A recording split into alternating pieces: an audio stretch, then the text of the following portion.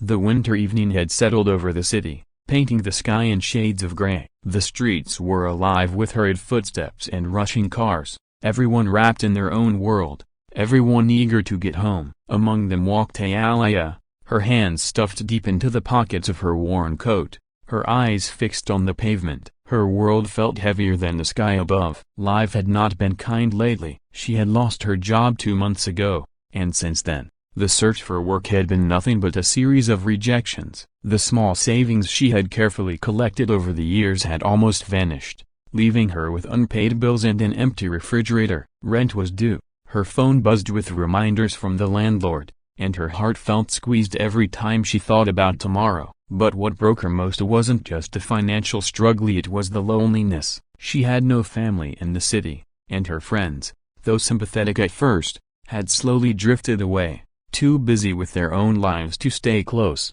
On this evening, her shoes were damp from stepping into a puddle, and her stomach growled with the hunger of someone who had skipped yet another meal. She passed by a bakery, the warm glow spilling out, the sweet smell of fresh bread wrapping around her. She stopped for a moment, watching through the glass as people laughed inside, sipping coffee and enjoying pastries. She wished she could be one of them. She forced herself to move on, her throat tight, her eyes burning with unshed tears. She didn't want anyone to see her cry in the middle of the street. She walked faster, pulling her coat tighter, until she reached the bus stop. It was nearly deserted, just a man in a dark jacket sitting on the bench, his head bent over a book. Ayala hesitated, then sat down on the far edge of the bench, staring blankly at the ground. The man looked up for a moment, his eyes kind and curious. He was older, perhaps in his 40s, with a quiet presence. He offered her a small smile, but Ayala quickly looked away. She didn't want to talk. She didn't have the energy to pretend she was fine. Minutes passed in silence until the man closed his book and said softly, "Cold evening, isn't it?" Ayala nodded without turning her head. "Yes." There was another pause, and then he asked, "Long day?" Something in his tone wasn't nosy or forced.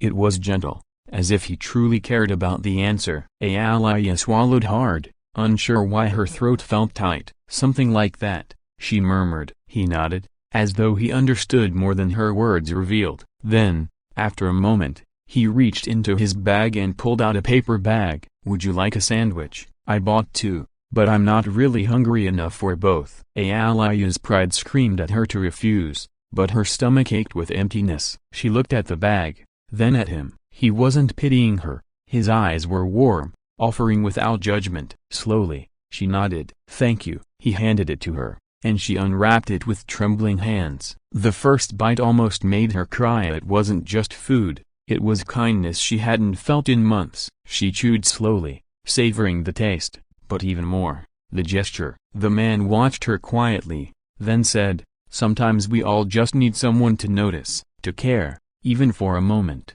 His words struck something deep in her. She looked at him, and before she knew it, the words spilled out. She told him about losing her job, the endless rejections, the mounting bills, the loneliness that was crushing her. She hadn't meant to share so much, especially with a stranger, but once she started, it was like a dam breaking. He listened, really listened, not interrupting, not rushing her, just nodding softly, his eyes filled with understanding. When she finally stopped, embarrassed at how much she had said, he spoke gently. "You've been carrying so much alone, no wonder it feels unbearable. But you're stronger than you think. And sometimes, when life closes doors, it's because it's pushing you towards something better. I've seen it happen, even when it feels impossible to believe." Ayala's eyes filled with tears. "It doesn't feel like anything good is coming." He smiled faintly. "It rarely does, at first, but kindness has a way of circling back. Don't give up just yet." The bus arrived,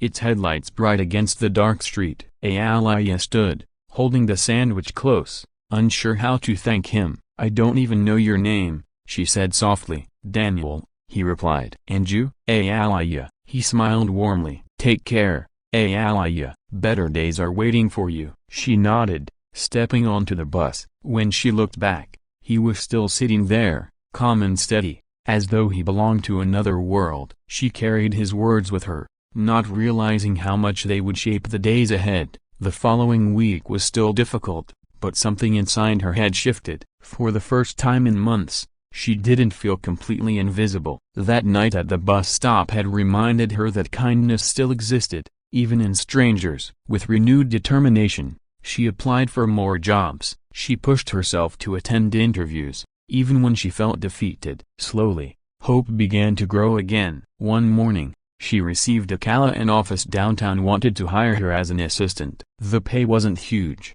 but it was enough to start again. Alaya wept after hanging up, relief flooding through her. She thought of Daniel, the stranger whose small gesture had reignited her will to keep going. She wished she could find him, thank him again, show him that his words hadn't been in vain. Weeks turned into months. Alaya settled into her new job, made a few friends, and even began to smile again. Life wasn't perfect, but it was no longer crushing her. She started volunteering on weekends at a community kitchen, remembering how it felt to receive food when she needed it most. She wanted to be for someone else what Daniel had been for her, a reminder that people cared. One evening, as she handed out meals at the kitchen, she saw a young man sitting alone at the corner of the hall, his shoulders slumped, his eyes tired. He reminded her of herself months ago. She picked up a plate and walked over, offering it with a gentle smile. "Here," she said softly. "You look like you could use this." The young man hesitated, then took it. "Thank you." Alaya sat with him, listening as he quietly shared his story of losing his job, struggling to pay rent, feeling like nobody cared. She listened the way Daniel had listened to her, with patience and compassion. And when the young man finished, she said the words that had once saved her. "Don't give up yet. Better days are waiting for you. I know it doesn't feel like it now, but kindness has a way of finding its way back to you." As she spoke, she felt a warmth spread through her chest. She realized she was now carrying forward the kindness Daniel had shown her, passing it into the world like a ripple in water. That night, as she walked home under the same gray sky that had once felt so heavy, it seemed lighter now. She thought of Daniel, the stranger who had cared when she was at her lowest. She may never see him again, but his kindness lived in her, and in every act of compassion she offered others. And perhaps, somewhere in the city, Daniel was sitting on another bench, offering another sandwich, reminding another lost soul that they mattered. Because sometimes, the smallest act of kindness doesn't just change a day, it changes a life, and through that life, countless others.